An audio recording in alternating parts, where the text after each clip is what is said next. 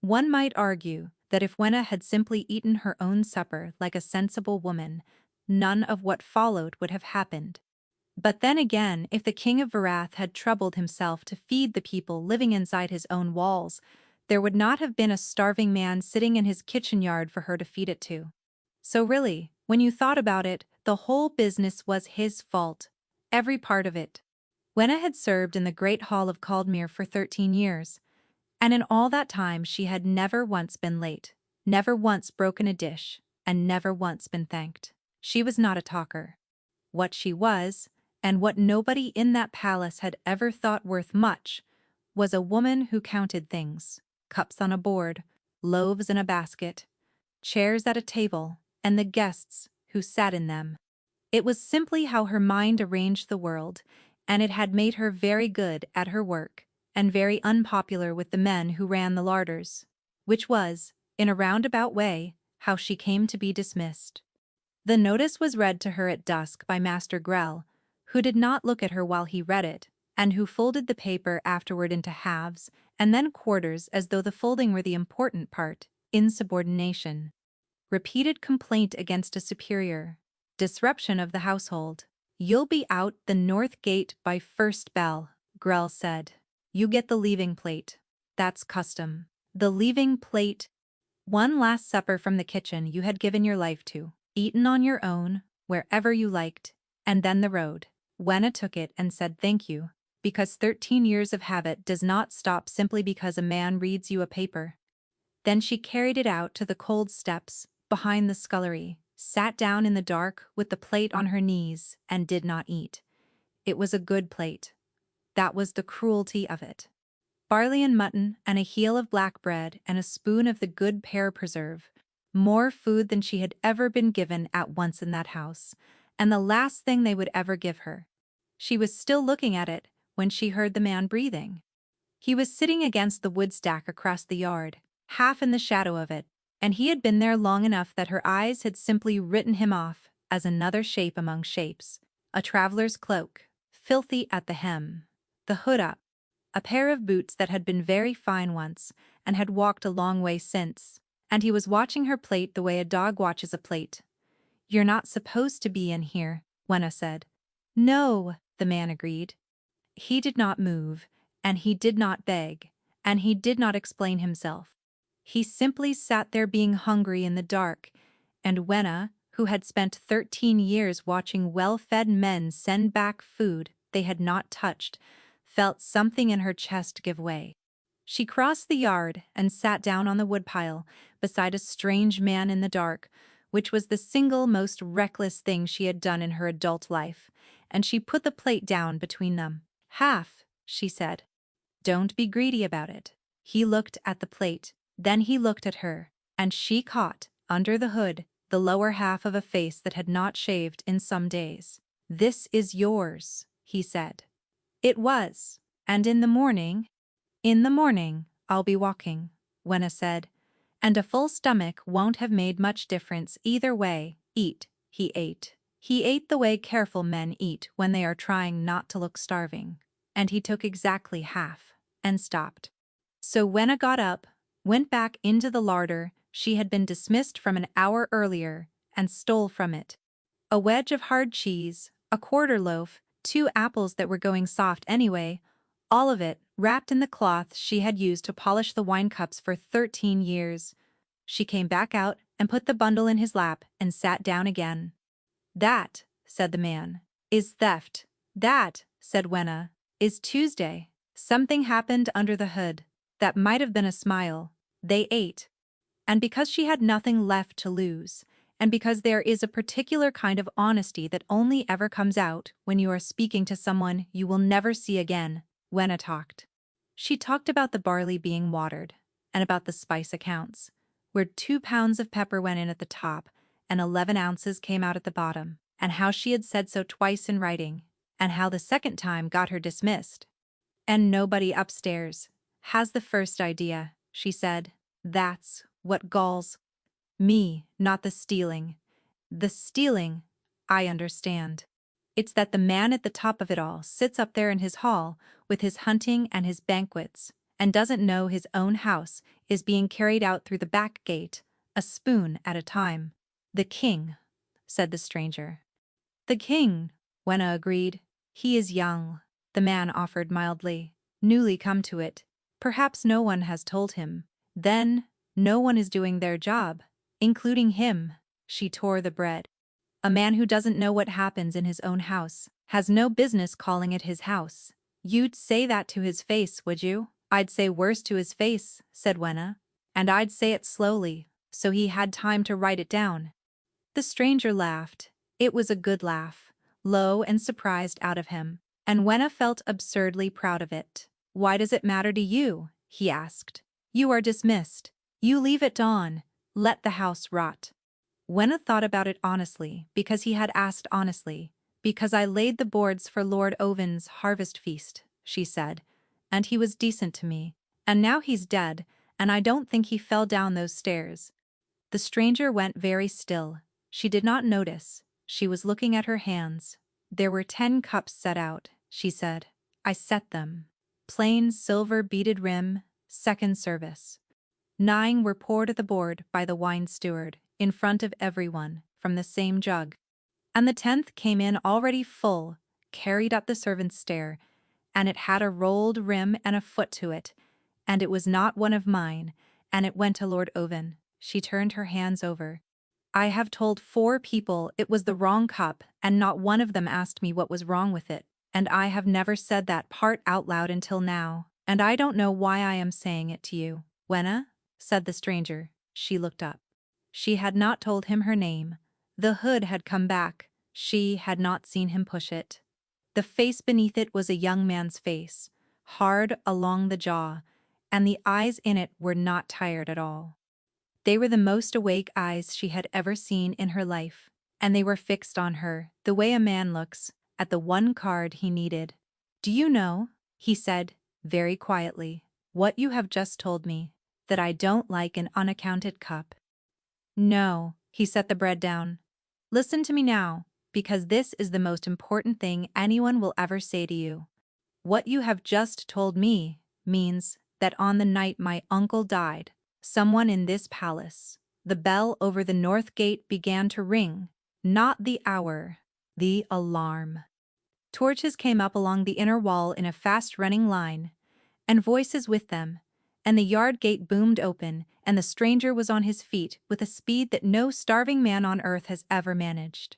He caught Wenna by the arm and put her behind the woodstack with one hard shove. Stay down, and do not follow me. What did I tell you? She said. You said it was important. What did I tell you? And she watched him hesitate, actually hesitate.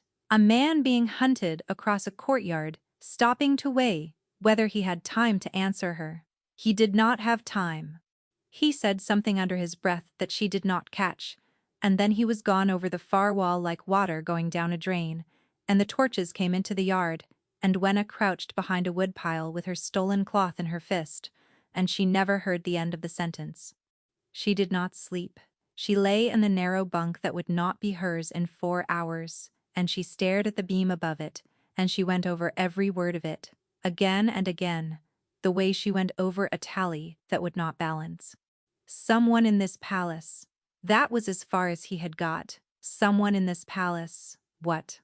By the time the gray came up in the window, she had built and demolished 9 explanations and settled on the 10th, which was the sensible one, which was that she had shared her supper with a madman or a thief, and that she was going to walk out of the north gate at first bell and never think about any of it again.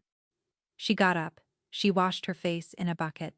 She put on her second dress, which was her only other dress, and she rolled the first one into her bundle and looked around the little room for a whole life and found that it fit in her 2 hands. Then Pell came through the door without knocking, which he never did, and his face was the color of a dishcloth. They've counted the larder, he said. Grell counted it at dawn, Pell said. There's cheese, gone, bread.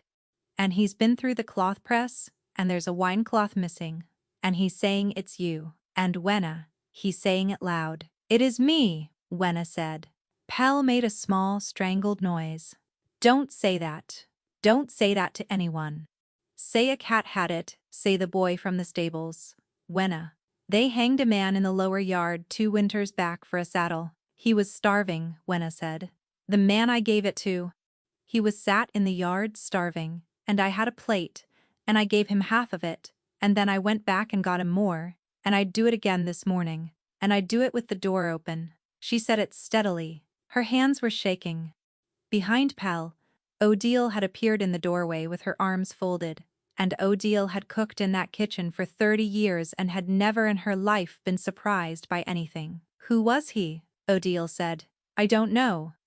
You gave a quarter of the royal larder to a man, and you don't know his name. He knew mine, Wenna said slowly, and heard how it sounded only once it was out of her mouth. I never told it to him, and he knew it. The three of them looked at one another. Get out the gate, Odile said. Now, before Grell finds a bailiff and a rope and a reason. You've an hour of grace left, use it. I'll go to Halvard, Wenna said. The kitchen went quiet. In a way it had not gone quiet for the guards, or the theft, or any of it. Wenna, Odile said, he'd hear me. He's the only one in this house who ever has. He'd hear me and he'd have it sorted before the bell, and you both know it. And it was true, and that was the terrible part. Halvard, steward of the household, who had found her at 9 years old asleep in the ash pit behind the tannery, and had not sent her back to the town she had run out of. Halvard, who had put her in a kitchen instead of a workhouse. Halvard, who had taught her letters himself on Sunday evenings out of his own book, sitting across a table from her with his sleeves rolled, patient as a stone, saying, again, Wenna, from the top, you are cleverer than the whole of the great hall. He was the reason she counted things. He was the reason she had ever thought her own opinion was worth the ink. And, what will you tell him? Odile said quietly. That you robbed the royal larder to feed a man in a yard whose name you never asked for. He's the steward, girl. He is the man whose accounts you have spent 2 years calling crooked in writing. He would have to hang you himself, and he would do it, because that is what the office is, and it would break him, and you would still be dead. Wenna stood with her bundle in her hands and could find nothing at all to say to that. Go out the gate, Odile said. Let the man keep his good opinion of you. It's the last thing you own. And Wenna, who had been dismissed, disgraced, and was now a thief besides, picked up her bundle, and would have. That is when they heard the boots. Not one man. Not Grell, who walked like a man carrying his own importance up a hill. 6 sets, moving together, coming down the servants' passage in step, and armor makes a sound that a kitchen makes only once in a generation, and every soul on that corridor knew what it was. Odile went white. The boots stopped outside the door opened, they filled the frame, and the corridor behind, and they were not palace watch. They were the king's own, in the black and the gray, with the wolf on the breast, and the man at the front of them had a paper in his gloved hand that he did not need to look at. Wenna of the household, he said. Serving woman of the great hall. Wenna could not feel her own feet. Yes, she said. Pell stepped in front of her. He was 17 and he came up to the man's chin. She's leaving, he said. She's already dismissed. Whatever it is, she's already. Stand aside. Hell, said Wenna. Move. He moved. She looked at the paper in the guardsman's hand and she thought, clearly and calmly, that a man does not send 6 of the king's own for a wedge of cheese. He sends 1 bailiff and a rope. 6 of the king's own was not a theft. 6 of the king's own was something else, and the only something else she had done in her entire small life had happened last night in a dark yard, and she had done it with her mouth. 10 cups, 9 poured. Oh, she thought. You told it to a stranger, and the stranger told someone. On whose order? She asked, and her voice came out level, and she was proud of that later. The guardsman folded the paper. His Majesty's, he said. The king is waiting. They took her up, not down. That was the thing she clung to, all the long way, up and up, through the palace. She had crossed 10,000 times with a tray in her hands, and never once with an escort. Down was the cells. Down was the yard with the rope in it. They were taking her up, through the tapestry gallery, past the long windows where the morning was coming gray and yellow, over the roofs of the lower city, and nobody said a word to her, and nobody would look at her. At the door of the small council chamber, the guardsman stopped, and knocked once, and stood aside. "Go in," he said. She went in. The room was warm. That was the first ridiculous thing her mind offered her. There was a fire lit, and a long table with maps weighted down at the corners, and a smell of coffee, and standing at the far end of it with his back to her, in a coat worth more than she would earn in 9 lifetimes, was a young man with dark hair still wet from washing. He turned around. He had shaved. That was the second ridiculous thing. He had shaved and put on a coat, and the filthy hem and the ruined boots were gone, and everything else about him, the hard jaw and the awake eyes and the way he held himself entirely still while he looked at her, was exactly and unbearably the same. Wenna's bundle hit the floor. "Good morning," said Osric, king of Vareth Alpha, of the Varethan pack, and the man she had fed out of her own supper plate. "You look well. Better than I do, and I've had a bath." She could not speak. There was nothing in her to speak with. "Sit down," he said, more gently. "Please, your Majesty," she managed. "Ah," he said. "There it is." He sighed, and it was almost a real sigh. "Yes, I did rather ruin that, didn't I?"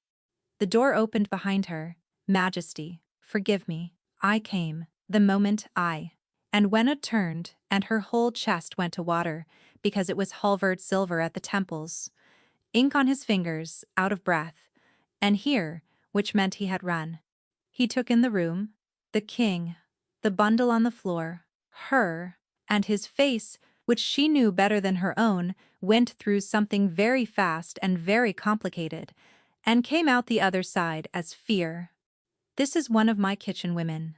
There has been a small matter of theft from the larder, which I would very much rather deal with quietly, as a household matter. She's a good girl. She's had a shock. Let me take her back downstairs and settle it, and I promise you, it will not trouble the crown again." He held his hand out to her. And Wenna, who wanted nothing in the world so much as to take that hand and go back down those stairs and be small and safe and finished with all of this forever, took a step toward him. "No," said the king. It was not loud. It did not need to be. The word landed in the room like a stone in a pond, and every person in it, Wenna included, felt their own wolves sit down and be quiet. Osric came around the table. "There has been no theft," he said pleasantly, "because a woman cannot steal what has already been given to her. And I gave her that food with my own hands last night, in the kitchen yard, having asked her for it first. She'll tell you, she's honest to the point of being a public nuisance." Halvard's hand was still out. It had not moved. Nothing in his face had moved. "Majesty," he said, "I don't understand." "No," Osric agreed. "I don't imagine you do." And then he smiled. And it was the easiest and warmest smile Wenna had ever seen on a man's face. And something behind her ribs went cold as a cellar. "She's my mate," said the king. The room stopped. She heard the words in the order he had said them, and she understood each one on its own, and together they meant nothing at all, because they were not true. She would know. Every wolf alive knew. You did not stand in front of your mate and feel nothing but a stranger's power pressing on your skin like weather. He was lying. He was lying, in front of witnesses, to the steward of the household, with a straight face and a warm voice, and he was doing it about her. "Your Majesty," Halvard said, and his voice had gone strange and thin. "She is a serving woman." "She was," said Osric. "Yesterday she was a serving woman you dismissed. Today she is my intended, and she will be housed on the upper floor, and she will be attended, and no one in this house will lay a hand on her, or dismiss her, or count the cheese in her rooms." He turned and looked at Wenna, and his eyes were still awake, and there was something in them that was not remotely a joke. "Will they, my love?" "Deny it," said the cold thing in her chest, And you are a thief who was found in a yard at midnight with a strange man and a stolen cloth. And there is a rope in the lower yard, and Grell has been counting. Allow it, and you are the mate of the king of Verith, which you are not. Wenna lifted her chin. No, she said. They won't. Halvard lowered his hand. Then may I offer my congratulations, he said, and he bowed, and he was smiling, and Wenna had known that man for 13 years, and had never once, in all that time, seen him smile with his mouth closed. Majesty. There is one small matter, if I may. With the court doubling in size for the betrothal, I would ask leave to increase the watch on the upper floors. After the trouble in the West Corridor last month, I would sleep easier. The trouble in the West Corridor, Osric repeated. The window that came out of the wall, above the king's stair, old lead and a high wind, said Osric lightly. Don't lose sleep over a window, Halvard. But increase the watch by all means, if it eases you. Thank you, Majesty. And Halvard went out, and the door clicked shut, and Wenna was alone with the king of Verith, who was still looking at her. You lied, she said. Extensively, Osric agreed. Why? He walked to the window. He stood there a moment with his back to her, and when he spoke, the pleasant voice had gone out of him entirely, and what was left underneath it was very quiet and not young at all. Because you told me something last night that 9 people have died knowing, he said, and you are the 10th, and a scullery maid can be dismissed, and a thief can be hanged, and a witness can fall down a staircase. But nobody, Wenna, in the whole history of this rotten and beautiful kingdom, has ever managed to quietly murder a king's mate. He turned around. I have bought you about a month, he said. Now sit down and tell me about the cups. Tell me about the cups. Wenna did not sit down. She stood in the middle of a room with a fire in it, and maps on the table and a king in front of her, holding a bundle that contained a spare dress and a comb. And she found that her mouth had opinions of its own. You told him I was your mate. I did. In front of the steward of the household, out loud. Also in front of 2 of my own guard, who gossip like laundresses. So by noon, it will be in the stables, and by supper it will be in the town. Osric picked up a cup of coffee, considered it, and put it down again untouched, which she noticed. By tomorrow it will be a fact. That is how facts are made in this house. I have simply saved everybody the trouble of a wedding. It isn't true. No. I would feel it. You would, he agreed. And you don't, and I don't, and there it is. It is a lie, Wenna. It is a very good one, and it will keep the breath in your body, and I am not going to apologize for it. He looked at her steadily. I will apologize for not asking you first. I had about 4 seconds and a steward coming up the corridor. Sit, he said, when she did not move. Please. Not because I am the king. Because you have been standing since the north gate and I can see your hands shaking from here. She sat. Then, because she had spent 13 years being told to be quiet, she talked, and she told him the rest of it. She had laid that table herself, as she had laid every high table for 6 years. 10 places, 10 cups. The second service, the plain, silver, with the beaded rim, because the good plate had gone out for the ambassadors in the spring and had not come back. She had set them at 4 in the afternoon, and she had counted them twice, because she always counted twice. And Lord Owen had drunk from a cup she had not set and had not counted, and had laughed at something, and had gone out to the gallery, and had fallen 40 feet onto the flagstones of the West Court. Everyone said his heart, she said. Or, drink. He was old and he liked his cup, and the stair was steep, and it was very late. Everyone said, and you said? I said it was the wrong cup. Osric had gone very still again, the way he had gone still in the yard. Who, he said. Did you say it too? And here was the thing she would think about, later, on the very worst night of her life. She answered him without a flicker. She listed them the way she listed anything, in order, without weight. Master Grell, the wine steward, who had drowned in the mill leat in the spring. the understeward of accounts, who had gone home to his mother's in the north and had never arrived there, and the steward of the household, who had listened to her for a full hour, and had thanked her, and had told her gently that grief makes a pattern out of anything, and had put his hand over hers. Osric wrote none of it down.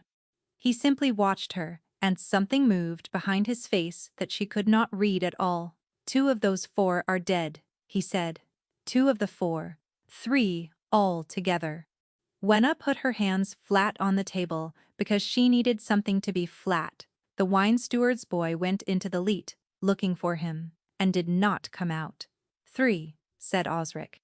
He got up and walked to the window and stood there for a while with his back to her. There have been 9, he said, since the harvest. 9 people in this house who noticed one small wrong thing and said so out loud, and every one of them fell, or drowned, or went home to a mother who never saw them. I have been counting too. I have been counting for 3 months, and I have not been able to prove a single one of them, because whoever is doing it is patient and clever, and has been in this palace longer than I have. He turned around. That is why I was in your yard, he said. I go out at night. I have done since Owen died. I take off the coat, and I put on the boots, and I sit in the places where the people who actually run this house sit, and I listen, because nobody tells the truth to a king, and everybody tells the truth to a stranger. Last night I had not eaten in a day and a half, because a man who is being poisoned in his own hall gets very tired of food. He said it lightly. It did not land lightly. And then a woman I had never met gave me half her supper for no reason at all, and then went back and stole more for me, and then sat down in the dark and handed me the only piece of evidence anybody has produced in 3 months. Wenna looked at her hands. I want you to say the thing you are thinking, Osric said. Whatever it is. You want me for what I saw. Yes, that's all right, she said. Everybody wants me for what I can do. I'm not sad about it. It's just that I have been right my entire life, and it has never once been any use to me, and I would like just this once, to be right somewhere. It counts. She looked up. So I'll do it, but I won't be handled. Don't put me upstairs in a nice room with a maid, and tell me it's for my safety, while you do the work. I have counted this house for 13 years. Nobody alive knows it like I do. Osric came back to the table and sat down across from her, and he did not smile, and he did not charm her, and he did not tell her she was very brave. He said, What do you want? She had not expected that. She had to think. The ledgers, she said. He raised an eyebrow. All of them, household, larder, cellar, plate, 2 years back, and a room with a lock, and a lamp, and nobody standing over my shoulder. Every man who has read those books, Osric said, is at the bottom of a mill leat. Then they were reading them badly, and he laughed. It was the same laugh as the woodpile, low and surprised out of him, and it changed his whole face, and Wenna felt something turn over in her chest that she did not have a name for, and was not at all pleased about. Very well, said the King of Erith. You may have the ledgers, my lady, and the room and the lamp. He stood and paused at the door and looked back. Eat something first. There is a great deal of food in this house, and, as of this morning, all of it is yours. She got the muniment room on the 2nd floor, and a key to it, and 11 ledgers in a chest that took 2 men to carry. She lit the lamp at 9, and she opened the first one, and she found the first entry that did not balance in 40 minutes, which was slow for her because her hands were still not steady. It was in the cellar book. A delivery of Amish red, 30 casks in, 26 out, and a correction penciled beside it, tidy and small and perfectly legible, explaining that 4 casks had been spoiled in transit and destroyed. Wenna sat and looked at that correction for a long time. Because she knew the hand, she had written it. You're not eating, I'm working. You are doing both very badly, said Osric, and only one of them on purpose. He had taken to coming at night. She had not invited him. He simply arrived some time after the 10th bell, with his sleeves rolled and his coat over his arm like a man coming off a shift, and he sat down across the muniment table and worked, and it had happened so many nights running that she had stopped counting, which for Wenna was a symptom of something serious. She had told him about the correction. Of course she had. She had told him the same night, standing in his study, at midnight with the cellar book open in her arms, and her voice not entirely under control, and she had said, "I wrote this. I do not remember writing this, but it is my hand and my letters and I wrote it." And Osric had looked at the page for a while, and then said, mildly, "Did you write it, or did you copy it?" And Wenna had stopped breathing, because that was the whole of her Sunday evenings, was it not? That was the thing she had been so proud of, 13 years old, and the steward of the household had said, "Your hand is better than any clerk in this palace," and had begun giving her fair copies to make rough notes into clean books. Somebody else's figures into her handwriting. She had been so pleased. She had gone to bed pleased. "I have been the pen," she said. "You have been the pen," Osric agreed. "Which means you have read every lie in this house at least once, and I would give a great deal to get inside your head and go looking." So they went looking. And it turned out that being taken seriously was a thing that happened to a person's body. And Wenna had not known that. He asked her real questions. That was the whole of it, and it undid her completely. He would push the plate book across and say, "Why does the plate go out in March and come back in June?" And she would explain that the good service went to the ambassadors. And he would say, "All of it." And she would say, "No." And he would say, "Then where is the rest?" And they would both go for the same ledger at once and knock heads over it like idiots. He gave her his seal on a paper on the fourth night. "Any order in this house that wastes," he said, "cancel it. Any door in this house that is locked to you, open it. If a man asks you, by whose authority, you may tell him mine. And if he keeps asking, tell me his name." She stared at the paper. "I'm a serving woman." "You were a serving woman," said Osric. "And the house was robbed blind. Now, you are something else. And we shall see how the house likes it." Nobody had ever given her anything before. Wages. Yes. A bed, a plate, a black dress. Nobody had ever handed her a thing and said, "Use this, you will use it better than I would." She used it the next morning in the counting hall, in front of 9 clerks and Master Grell, who had read her dismissal at dusk not 3 weeks earlier, and who now had to stand up when she came through the door. "The winter beef. You have ordered it twice." The order was reissued because the first order was never crossed off, and the second was signed on a Sunday when nobody checks, and the difference goes out through the tanner's gate on a cart with no bill of lading, and it has gone out on that cart every winter for 4 years. Wenna laid the paper with the seal on it flat on the table and turned it around so he could read it right way up. "Cancel it." Grell looked at the seal for a long moment. Then he picked up his pen, and his hand was not steady, and he cancelled it. Wenna walked out of that hall and got as far as the stairwell, and had to stand there with her hand on the cold stone for a while because her knees had gone, and she could not for the life of her have said whether it was terror or joy. She went to bed that night, with her heart going like a hammer, and she told herself it was the seal. On the 9th night, they went down to the cellars. It was her idea. If a cup with a rolled rim and a foot had come up the servants' stair, it had come from somewhere, and the plate that was not the good service and was not the second service was stored below, in the old cellar where the wine went. She wanted the plate inventory, and she wanted to walk the room. Osric brought a lamp. He also, she noticed, brought a knife. The old cellar ran under the west court, low and long, and the air in it was cold enough to see. Wenna went along the racks counting, and Osric held the lamp, and for a quarter of an hour it was almost pleasant.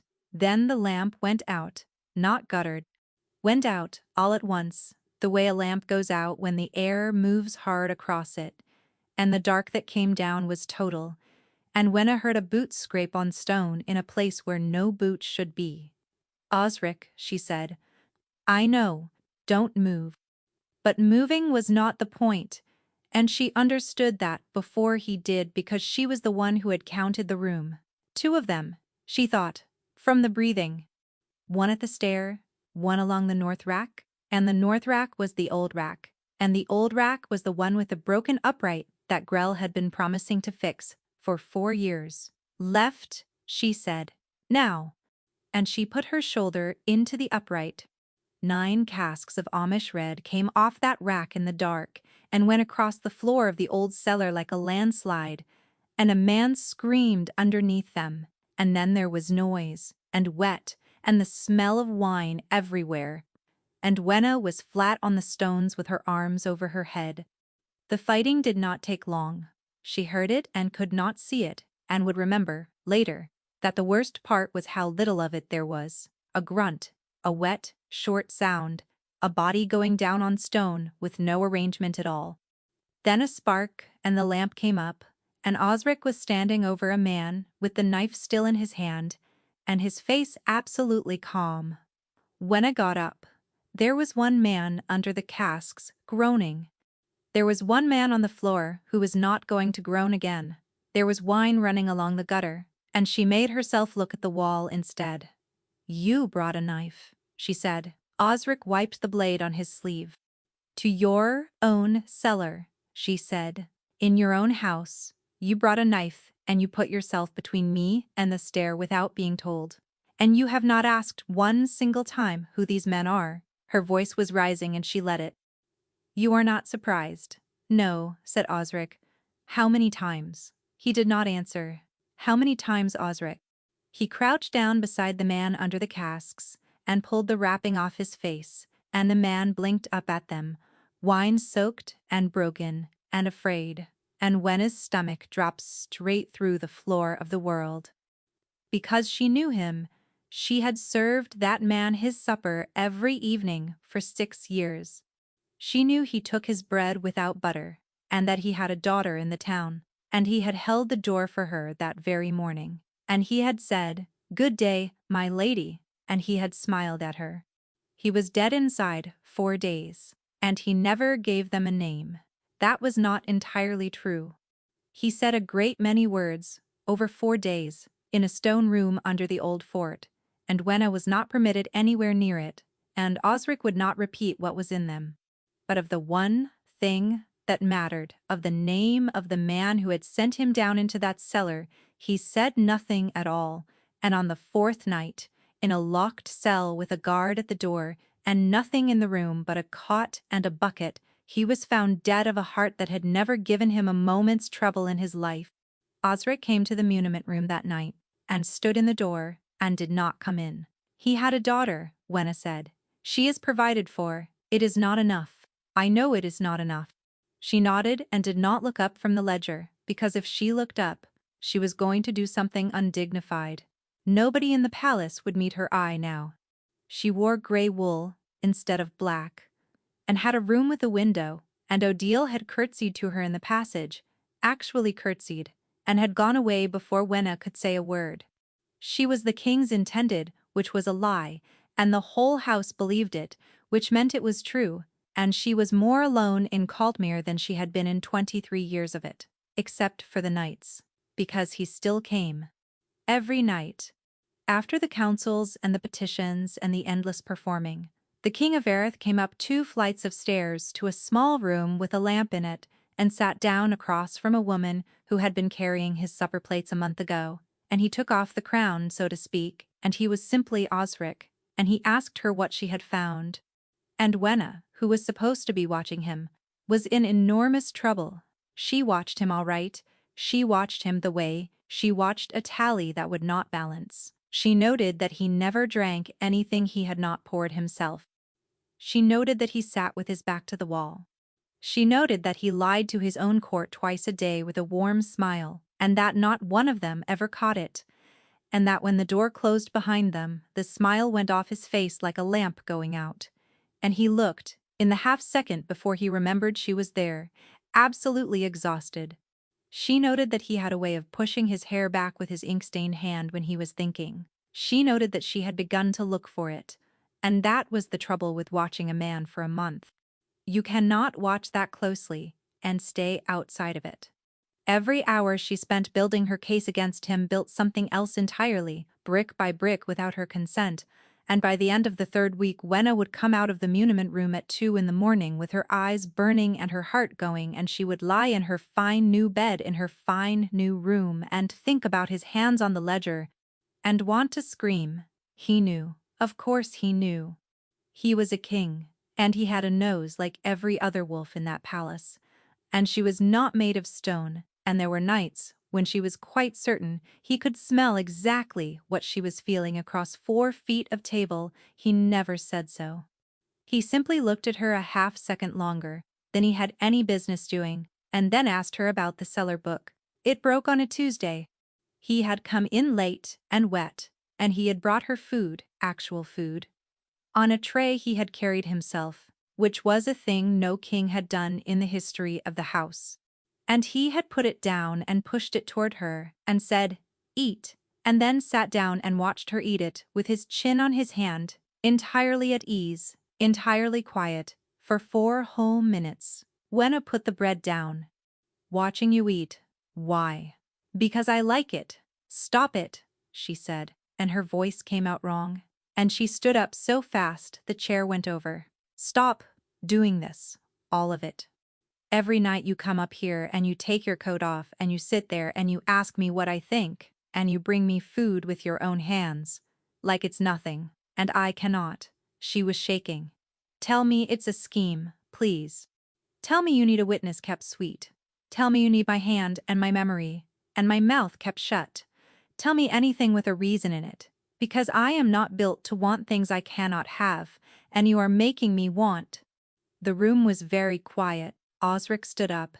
He came around the table slowly, the way you approach something that will bolt, and he stopped an arm's length from her. "It began as a scheme," he said. "The lie did. The rooms did. I will not stand here and tell you otherwise, and if you want to hate me for it, you have my permission and my agreement." His voice had gone rough. "And then I started coming up 2 flights of stairs at midnight, when I could have sent a clerk, and I have run out of ways to explain that to myself. You're the king." "Yes. Men like you don't, Wenna," he said. "Tell me to go, and I will go out of that door and never trouble you again." She looked at him. "Or don't," he said. She did not tell him to go. She reached up instead and put her hand flat against his chest, over the place where his heart was going every bit as hard as hers, and she felt him shudder under her palm, like a man set down after carrying something a very long way. "I don't know how to do this," she said. "No," Osric agreed, unsteady. "Nor do I. I have been performing since I was 19, and I have not one idea in my head how to be looked at like that. Then we'll both be terrible. We'll both be terrible," he said, and he kissed her. It was not what she had braced for. She had braced for a king, for something smooth and practiced and correct. What she got was a man with ink on his hands who made a small wrecked sound against her mouth, as though he had been waiting to be allowed, and, whatever it was in Wenna, that had spent 13 years standing very straight against a wall, while other people ate, simply put its head down and gave up. She woke a little before dawn, in a room she had never slept in, with her cheek on a king's chest and his arm heavy over her back, and she lay there, in the grey light, listening to his heart, and thought with a calm that frightened her, that she had never in her life been happy before. She got up to find water. His coat was over the chair. The papers had spilled out of the inside of it 6 of them. And Wenna, who could no more leave a paper face down than she could leave a cup uncounted, turned the top one over. It was a list, 9 names, in his own hand, each one struck through with a single line. The wine steward, the wine steward's boy, the understeward of accounts. She knew them all. She had recited them to him herself. And at the bottom of the list, below the 9, in fresh ink, written recently and not yet struck through, was a 10th name. Hers. She did not ask him about the list. She meant to. She stood in the grey light, with the paper in her hand and every word of the question ready, and then the bell went for the 6th hour and the house came awake around her, and the Sarin delegation was at the gates by noon, and there was no hour in that entire day when Wenna and the King of Verath were alone in a room together. So, she folded the list, very small, and put it inside her bodice, against her ribs, where she could feel the corner of it every time she breathed, and she went down to be looked at. They had made her a gown of dark blue silk, and it fitted her, which was somehow the worst part. She stood at the king's left hand in the great hall she had served in for 13 years, in front of the long table she had laid 500 times, and she watched the household carry the plates, and not one of them looked at her, and she knew the names of all of them. It was Halvard who came to her at the turn of the evening. He had been perfect all week. He had bowed when she came into a room, and he had said, "My lady," and he had sent up her old comb from the servants' floor, because he thought she might want something of her own. And every time he did one of these things, Wenna felt the paper against her ribs and hated herself. "You look well," he said quietly. "You look like your mother must have looked." "You never met my mother." "No," he agreed. "But you have been getting handsomer for 13 years, and I have been the only one paying attention." He smiled at her, and it was the old smile, the open one, the one from the Sunday evenings and the book. "I had the second service brought up for you tonight, the plain silver with the beaded rim. I know you are fond of it." And he pressed her hand and went away down the hall. And Wenna stood there with her mouth slightly open, and a small cold thing, turning over somewhere behind her breastbone, and could not for the life of her have said why. The dancing began at the 9th bell, and Osric took her out onto the north gallery where it was quiet, and stood with his back against the stone, and let out a long breath, and stopped being a king. "They have been talking at me for 11 hours, he said. "You looked delighted." "I am always delighted. It is the entire job. I have been delighted since I was 19 years old, and I have got so good at it that there are days I cannot find the seam." He tipped his head back against the wall and closed his eyes. "Owen could. He used to catch my eye down the table when I was being particularly charming, and he would look at me as though I had my coat on inside out. He never once said anything, he just looked. And now, nobody looks." "I look," said Wenna. He opened his eyes. "Yes," he said. "You do. It is extremely inconvenient."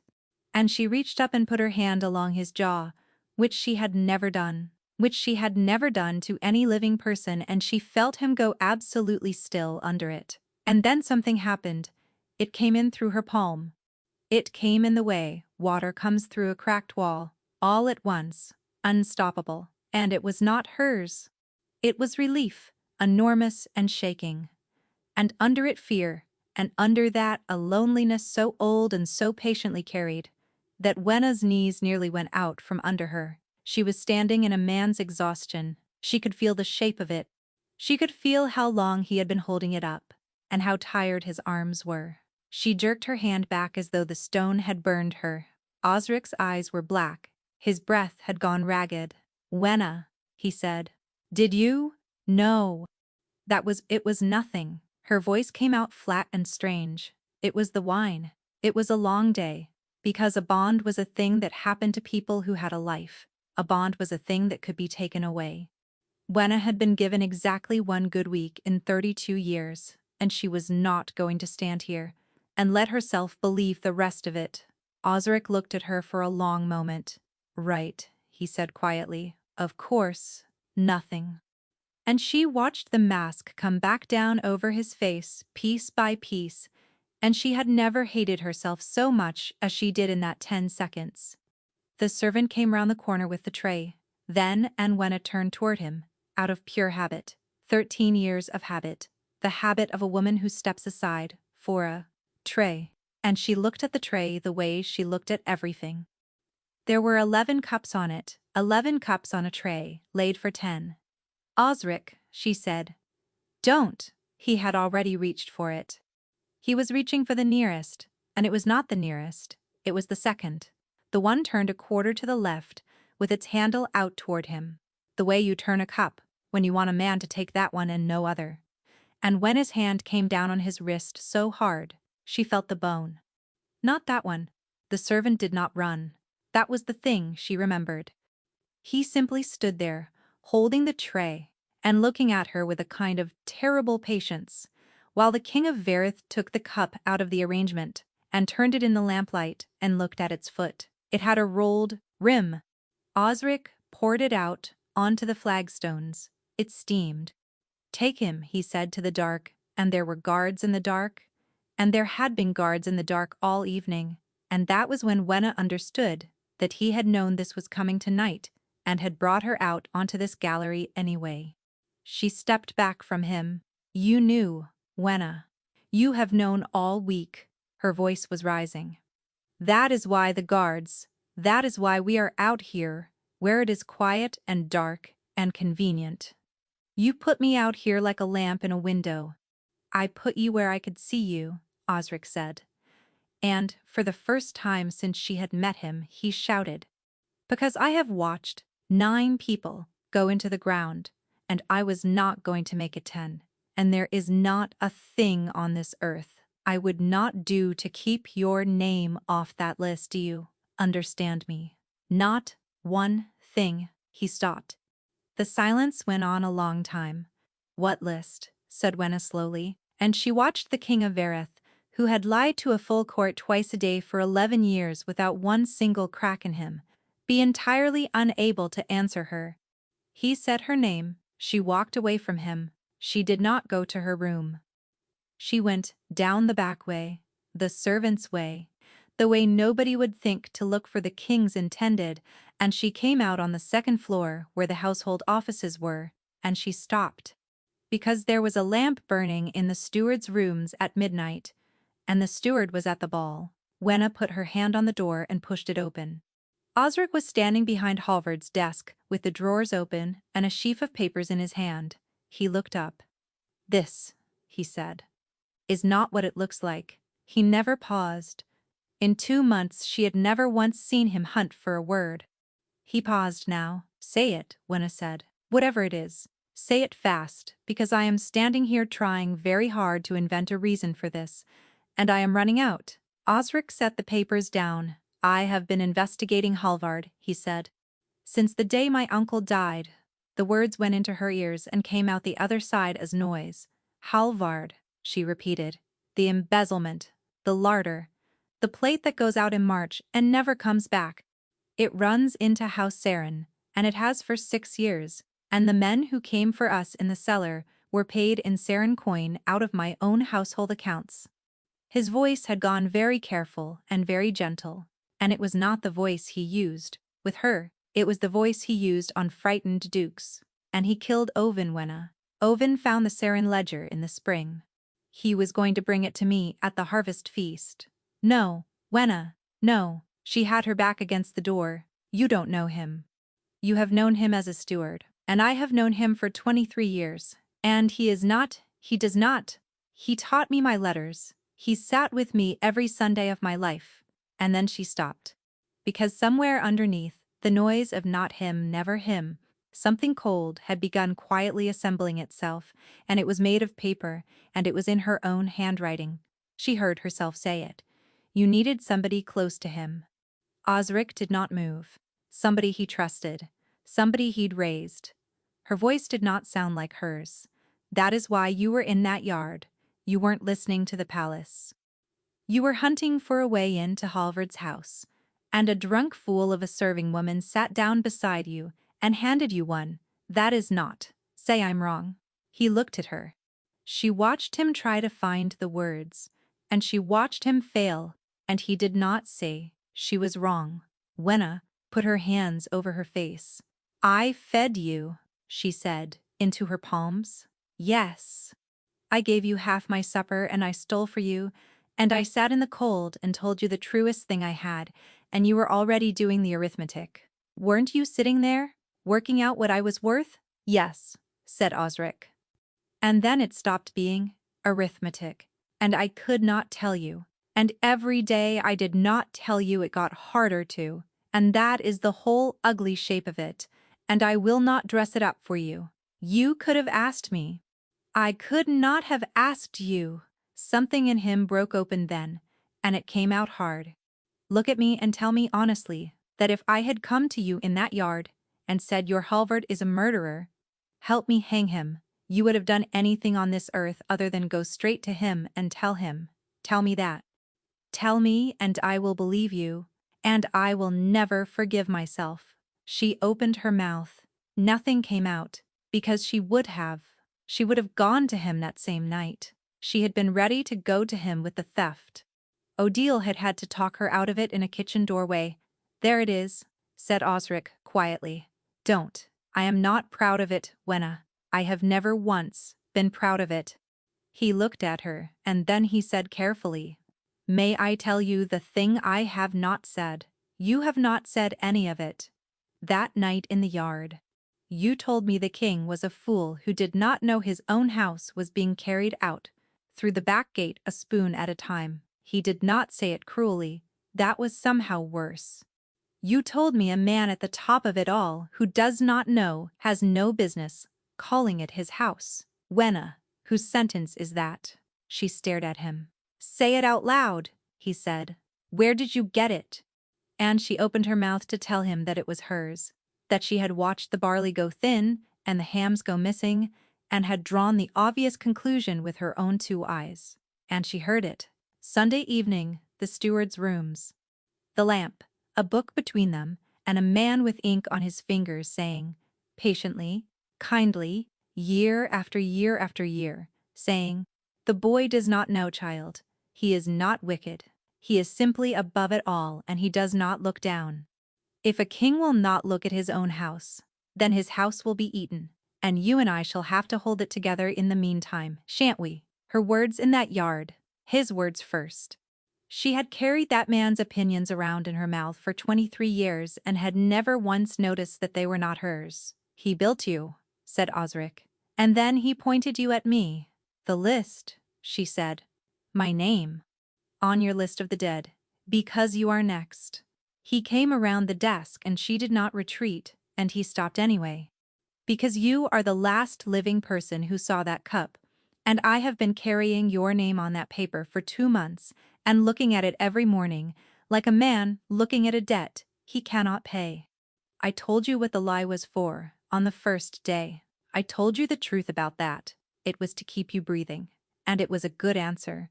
That was the unbearable part. It was a good answer. It was probably the right answer, and she hated it, and she hated that she could not make it be a bad one.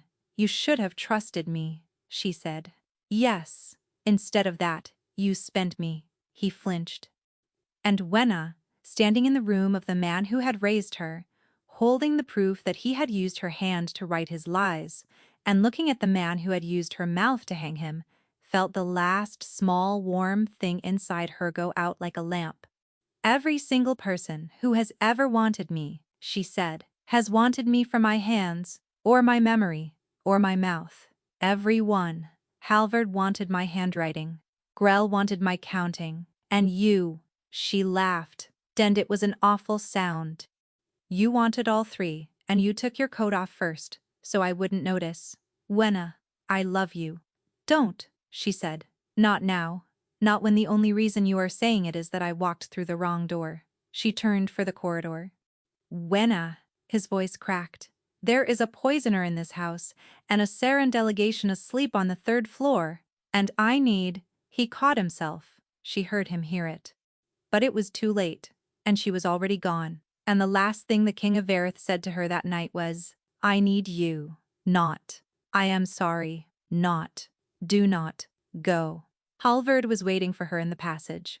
He was standing under the lamp at the turn of the stair, with his hands folded in front of him, quite still, as though he had been there for some time, and when he saw her face, he opened his arms, and Wenna, who was 32 years old and had just had her heart taken out through her ribs, went into them like a child. There now, he said into her hair. There now. She cried. She had not cried in 11 years. She stood in a cold stairwell and cried on the steward of the household, and he held her, And he was warm, and he smelled of ink and wool and Sunday evenings. He used me, she said. I know, he told me. I know, child. I know what he told you. Halvard drew back and held her by the shoulders and looked at her with an infinite, patient sadness. He told you it was me when I went cold. Sit down, Halvard said gently. I have been trying to find a way to tell you this for 2 months, and I have not been brave enough, and now I have left it too late, and you have had to hear his version first. He sat her on the step. Owen found it in the spring, he said. The Sarin money, 6 years of it, going out of this house, and into a foreign purse, and the ledger he found had a seal on it that was not mine. He came to me. He said, I will put it in front of the boy at the harvest feast, because if I do it in private, he will simply smile at me. No, said Wenna. He never got to the sweet course, and 9 people since, every one of them somebody who noticed. Halvard's hands tightened on hers. Child, listen to me. Has he shown you a list? Wenna's whole body went to stone. 9 names, Halvard said, struck through, in his own hand, and she could feel the paper against her ribs. He is a careful man, Halvard went on, very softly, and careful men keep accounts, and he has kept his. You are the last one, my dear. You have been the last one since the night you told him about the cup. Wenna heard her own heart going. He killed Owen with a cup that was never yours, Halvard said. I have known it for months, and I could never prove it. Rolled rim. A foot. To it. Sarin silver. Out of his own mother's plate, and he carried it up that stair himself, and the stairwell went very quiet. She heard, very distantly, a part of her mind that had been trained since she was 9 years old by the man holding her hands, and it was saying, yes, yes, this fits, this explains everything. And she heard another part, a much smaller and much colder part, the part that had never once in her life let a wrong figure past. Halvard, she said, how do you know what it looked like? You told me. I told you it was the wrong cup. Wenna lifted her head. That is all I ever said to you. To you and to Grell and to 2 dead men, I said, it was the wrong cup, and you put your hand over mine and told me that grief makes a pattern out of anything. Her voice was perfectly steady now, and very quiet, and she watched his face. You never asked me what was wrong with it. Not once, in 3 months. Nobody did. And I never told a living soul, until I sat down in a kitchen yard and said it out loud to a starving man. The stairwell was very quiet, Wenna, said Halvard. So how do you know about the rim? He did not answer. He looked at her for a long moment, with an expression she had never seen on him in 23 years. And it was not warmth, and it was not sorrow, and it was not even anger. It was arithmetic. You have always been too clever, he said, and I have always known it would be a nuisance to somebody. Then help me, she said, and let her voice shake, because it wanted to anyway. Halvard, help me, he'll kill me. What do I do? She watched the arithmetic put its pen down. You tell them, he said, taking her hands again. Not me. They will say a steward grasping for a throne. It must be you. The king's own intended, in front of the Sarin delegation, and the whole court at breakfast weeping. You tell them he showed you the list. You tell them you are the 10th. And then there are good houses ready to steady the realm, said Halvard, and you will be looked after, my dear, for the rest of your life. I have always looked after you. Yes, said Wenna, you have. She did not sleep. She sat up all night in the muniment room with 11 ledgers and a lamp, and she was not weeping at 6:30 either, when she walked into the great hall in front of the steward of the household, with her hands clasped and her eyes down, and her whole life in her mouth. The hall was full, the Sarin envoy, at the king's right, 40 of the court, Osric at the head of it, grey-faced, and when he saw who she had walked in with, something in his face simply switched off. My lords, said Halvard, forgive me. There is a thing this house must hear, and it must not come from me, Wenna. Every head turned. She looked at Osric. I am sorry, she told him, with no words at all. I should have believed you. Then she turned to the Saran envoy. 3 months ago, I set the high table for Lord Oven's harvest feast, she said. I set 10 cups, plain silver beaded rim, second service. And the cup that killed him had a rolled rim and a foot. And it was not one of mine, and until last night, I had told exactly one living person in this world what was wrong with that cup. She lifted her head. Last night, in the west stairwell, the steward of the household described it to me, rim and foot. He has never heard it from me. Ask him how he knows. The hall did not move. This is grief, said Halvard, and his voice was warm and sad and beautiful. The poor girl has had a shock. Majesty, let me take her downstairs. And, no, said 40 voices. Or, perhaps it was only one. Master Grell, who had read her dismissal at dusk, and folded the paper into quarters. He stood up at the low end of the hall with his ledger clutched to his chest like a shield. And he was shaking, and he said it again. No, she counts right, he swallowed. She always counted right.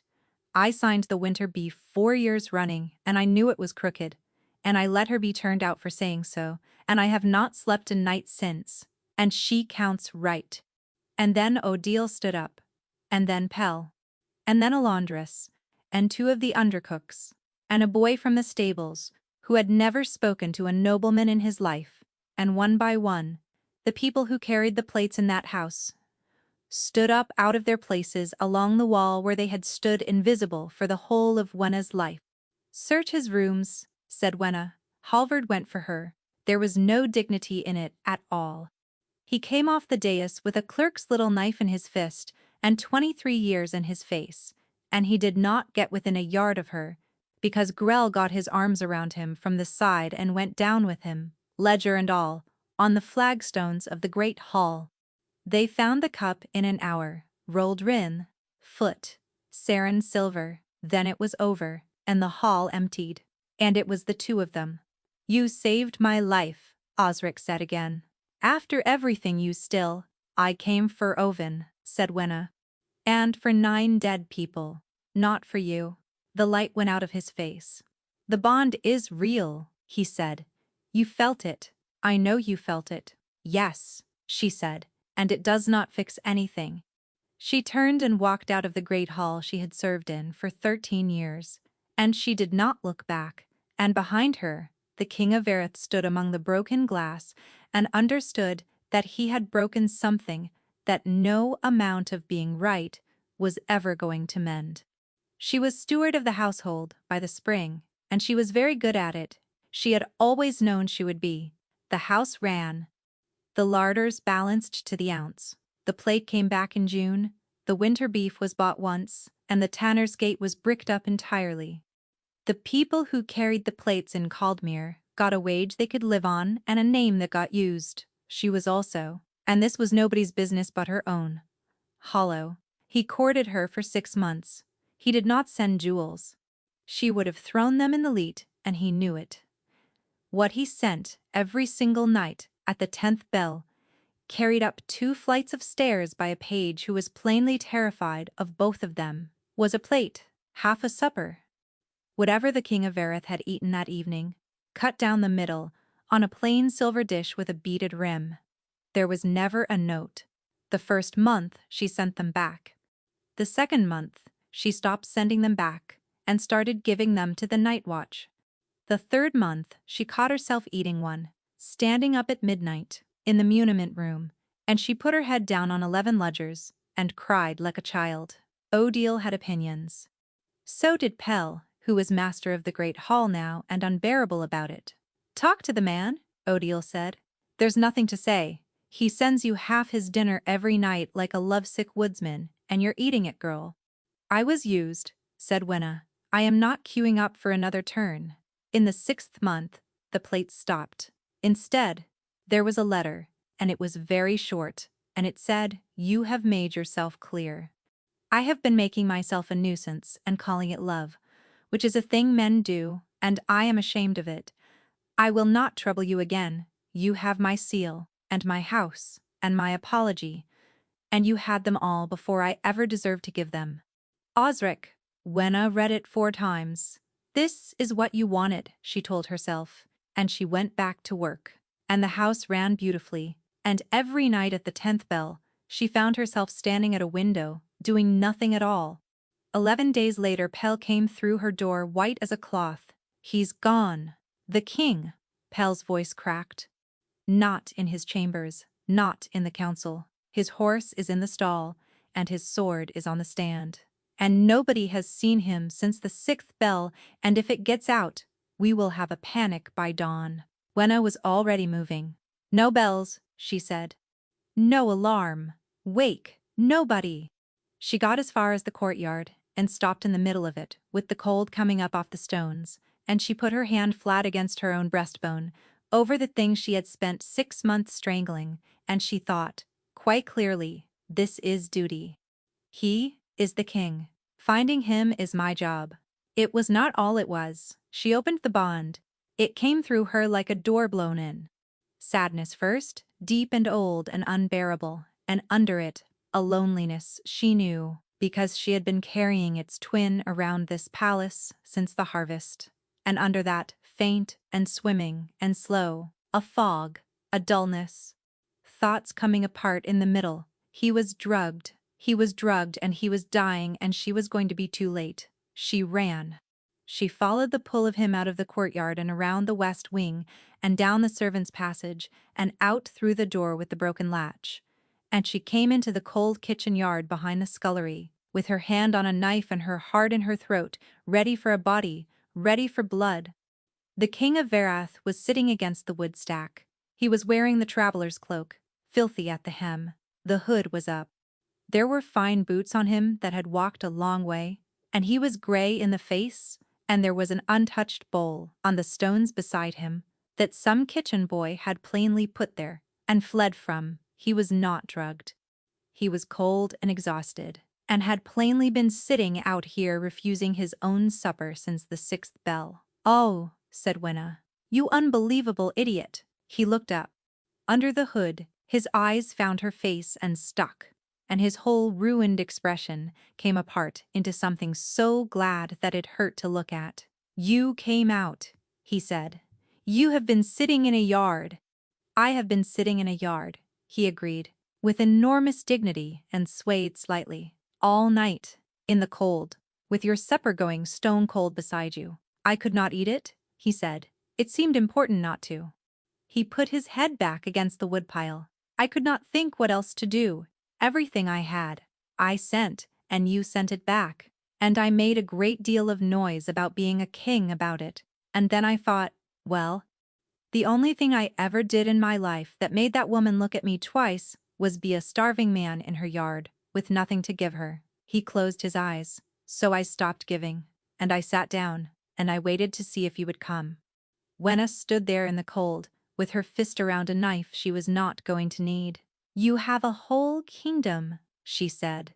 "Yes, and you sat in a woodpile. It seemed cheaper than a war." She crossed the yard.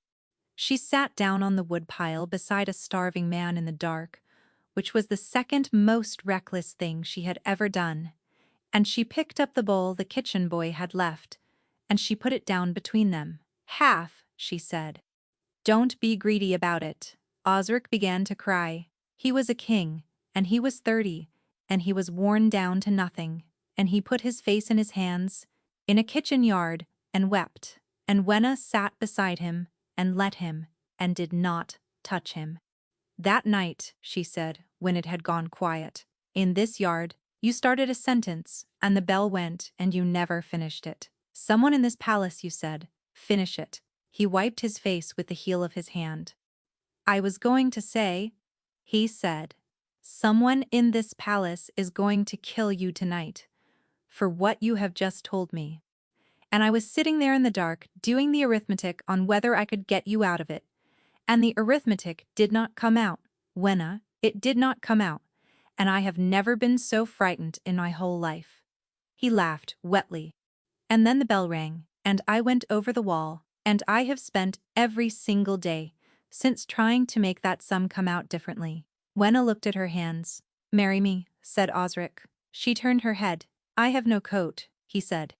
I have no crown on me, and no arguments, and nothing at all to give you. And I have spent 6 months learning that this is the only condition in which you have ever been able to stand me. So, he was swaying. I am asking, not the king, just the man in your yard, who has been in love with you since you called Theft Tuesday. You are going to fall over. Probably. His eyes were sliding shut. Say something. Ask me tomorrow, said Wenna, when you have eaten and slept. When you can stand up and remember doing it. And you'll say. And the king of Verith, who had been awake and cold and wretched for a great deal longer than was sensible, tipped gently sideways and went out like a lamp against her shoulder. Wenna caught him. Of course, she caught him. She got an arm under him, and got him upright, and got the bowl into his hands, and she made him eat every mouthful before she let him say another word. Then she sat in the cold, with his whole weight against her and his hair under her chin, and she looked up at the black rectangle of sky above the kitchen yard. Yes, she said, to a man who could not hear a word of it. Ask me tomorrow and find out. It took him 4 months. He asked every day. And he asked badly. He asked across the council table until Pell threatened to resign in writing. He asked in the larder and in the Leap Meadow, and once in the middle of a Saran trade negotiation, which cost the kingdom a fishing right and was entirely worth it. He asked on his knees in the muniment room with ink on his hands, and he asked, standing up in the rain. And once with so many flowers that the great hall smelled like a funeral for a week, and every day she said, ask me tomorrow. Until one perfectly ordinary Thursday, when he was not asking at all, when he was sitting across a table from her arguing about the price of lamp oil with his sleeves rolled and his hair in his eyes, she put down her pen and said, yes. The whole city came out for it. The steward, who had counted the house honest, and the king who had gone hungry in his own yard until she came out to him, and there was not a serving hall or a kitchen or a laundry in Verith that did not close its doors that day and come and stand in the road to watch. He cried during the vows. She had known he would. She did not. It was a near thing. At the wedding board, they set 10 places and 10 cups, plain silver with a beaded rim, and Wenna counted them twice, because she always counted twice. And then she looked up and found her husband watching her count, with an expression of such uncomplicated happiness that she had to look away. He put his plate between them and cut everything on it exactly in half. Don't be greedy about it, said the king of Verith.